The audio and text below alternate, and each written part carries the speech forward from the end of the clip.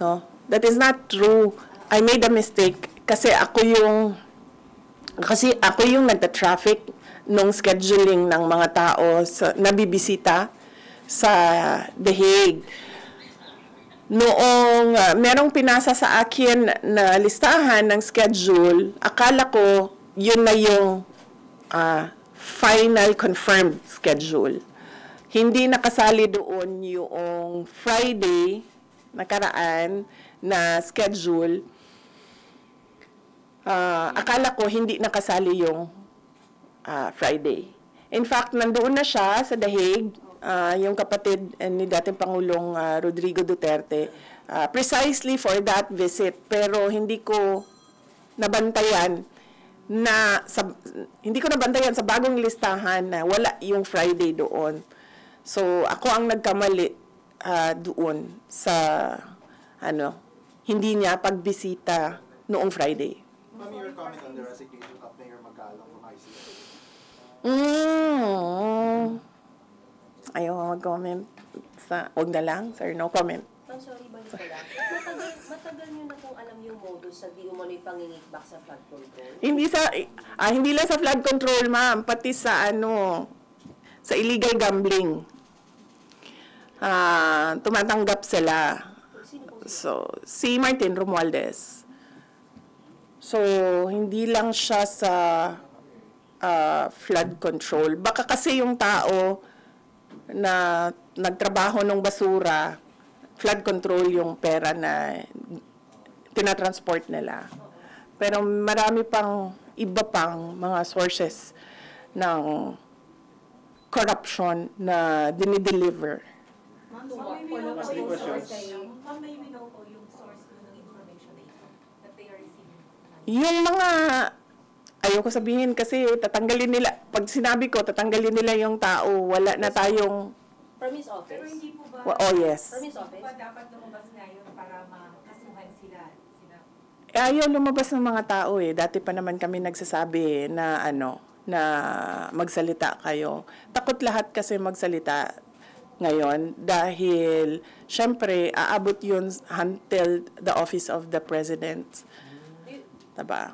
So, walang nagsasalita. Pero pag sinabi ko kasi kung sino at anong klaseng personnel,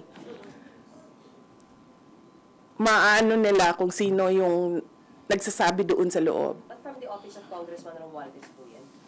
Oh yes. Ito din yung mga tao na nagsasabi sa akin na na aatake sila sa confidential funds. Ito din yung reason kung bakit hindi na namin ginamit yung confidential funds on the third and fourth quarter. Third and fourth quarter noong 2023 kasi sinabihan na kami na pinagmimitingan sa loob. But do you think the government is still stable? No. Ma'am, no. Our institutions are clearly abused. They are used for personal gain. They are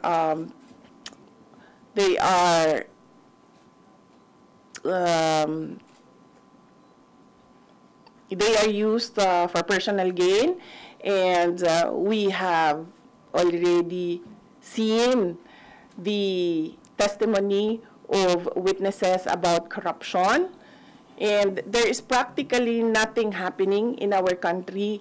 Ilang ulit ko na yan sinasabi noon na tigilan yung politika, tigilan yung pansariling, pag-una ng pansariling interes kasi walang nangyayari sa ating bansa.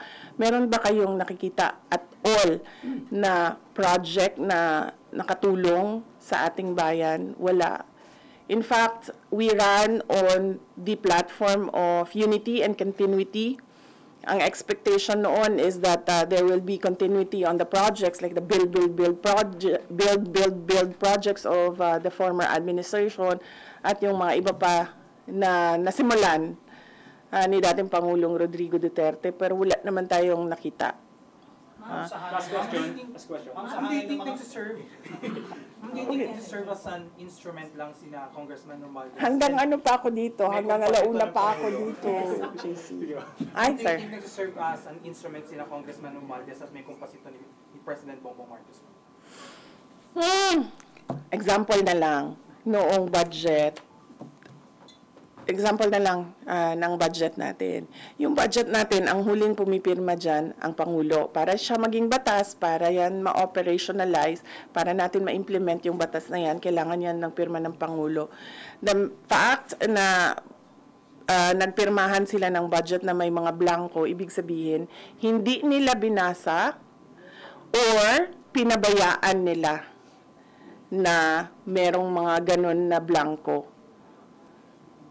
Ma'am, you mentioned na hindi stable ang gobyerno. Sa tingin nyo, kumusta ang moral ng mga sundalos na yung mga nagkukwento na ba sa inyo na mababa ang moral nila? Hindi ko alam. Hindi ako makapagsalita sa moral ng mga sundalo. Siguro mabuti ba ang word na magsalita patungkol sa moral is sila na mismo ang magsabi. May info kayo na si former Senator Trillanes, isa daw doon sa allegedly na pumasok sa ICC.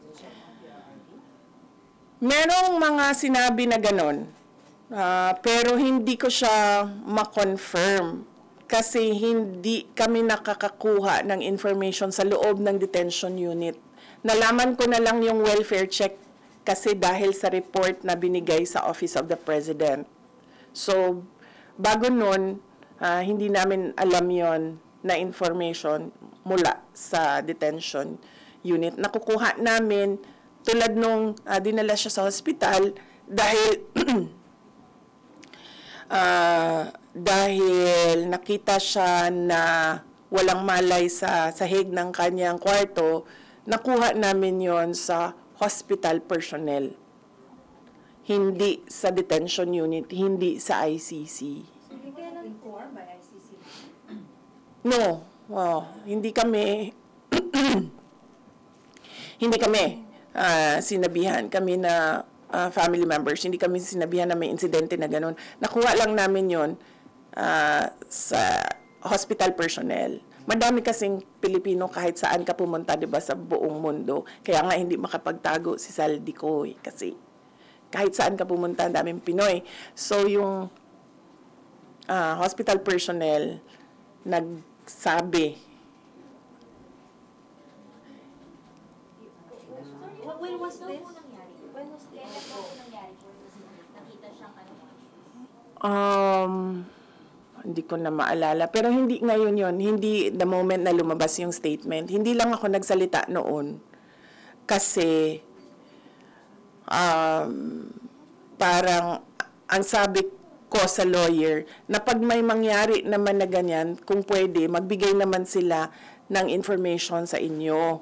Kahit hindi na sa pamilya, kasi sa tingin nila, hindi dapat siguro bigyan ng, hindi ko alam kung anong rason nila, sabi ko kahit sa inyo man lang. And then, sinabi ng lawyer that we will work on this and make sure that this will not happen again. So, hindi na ako nagsalita. Nagsalita na lang ako nung nakita ko yung report sa welfare check. Kasi, para bang hindi kaya ng ICC, hindi kaya ng ICC na i-secure ang dating Pangulong Duterte. Tulad nito, merong pagbisita sa isang agent ng government na ito din yung gobyerno na nagdala sa kanya, nag-kidnap sa kanya dito sa Pilipinas, tapos dinala siya sa Hague. May we know yung particular reason bakit po siya nawala ng malay? Any particular illness that led to that?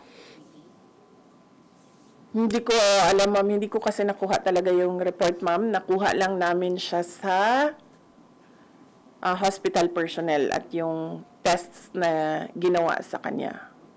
But was it confirmed po, for example, by the former president, na nangyari na yung incident na yun as reported by the hospital personnel? Tinanong ko siya. Alam ko tinanong din siya ng lawyer. Hindi ko lang alam kung anong mga incidents. But tinanong ko siya kung totoo ba. And then sabi niya, hindi naman yan yung una. Madaming beses na ako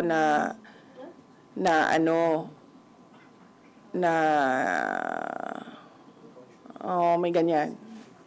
Natumba was his term. And Oh. isn't it alarming or... Yes, it's very alarming. That is why I released a statement stating that clearly the ICC do not have full control of the safety and security of the former president, because I believe, and the way I see it, he needs 24-hour caregiver, bedside care. So, yan din yung sinasabi ko sa kanila. Keeping him in without a trial date, without a date for confirmation of charges, it's just plain cruelty ba? Pinapahirapan nila yung tao. Nakadetain siya ng, para ba siyang kinulong ng hindi siya na-convict. Kaya sinasabi ko doon sa statement na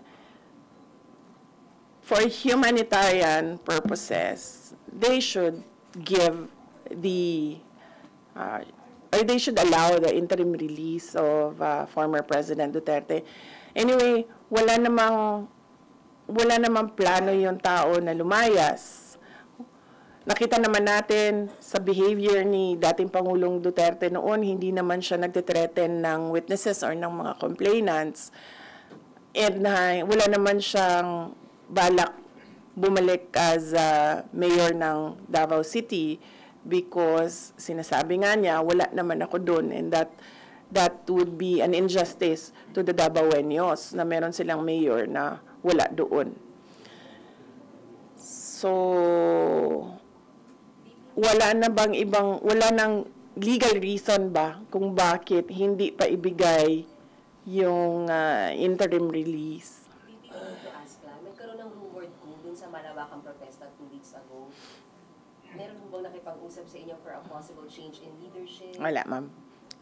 Wala sa akin. Baka sila lang gusto maging president. So, sa kanila na yan, ma'am.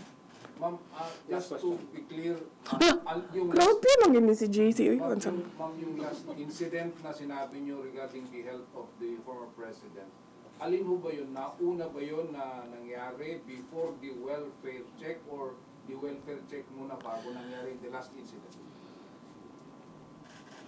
Oo, wala kasi sa akin ang timeline ngayon, sir. Wala sa akin ang timeline. So, hindi ko alam kung ano yung nauna, yung welfare check o yung he was found unconscious on the floor, or ano. Wala sa akin yung timeline, sir. Ma'am, may choice kayo na sa mga countries na po pwedeng mag-host sa kanya sa interim release, will it be sa Europe or Asia? Ano bang preferred ng country? Oo, kung ako, Davao City talaga. Davao City, Philippines. Kahit house arrest yan doon, kahit na gusto ng ICC na ilibing sa ilalim ng bunker yan, na yung house arrest niya, walang problema sa amin, gagawin namin yan. In fact, I think, mas makabuti pa nga kung ibigay na lang yung interim release na yan, because we can encourage him to cooperate sa mangyayari na trial kung meron man, or mangyayari na hearings kung meron man. And, you know, mahalaga sa amin yung word of honor namin, no, sa pamilya. So, kung sinabi namin na papaniguraduhin namin na lahat ng hearing na sinabi ng ICC na umattend siya, papaniguraduhin namin na nandun siya at nag-attend siya. Grabe, yun lang yun. Nakikita ko yung senyas mo kaya. Alam mo, may mata ako dito, JC. Dito, oh. Thank you, ma'am. Thank you. Thank you, Senate Media. Thank you, sir.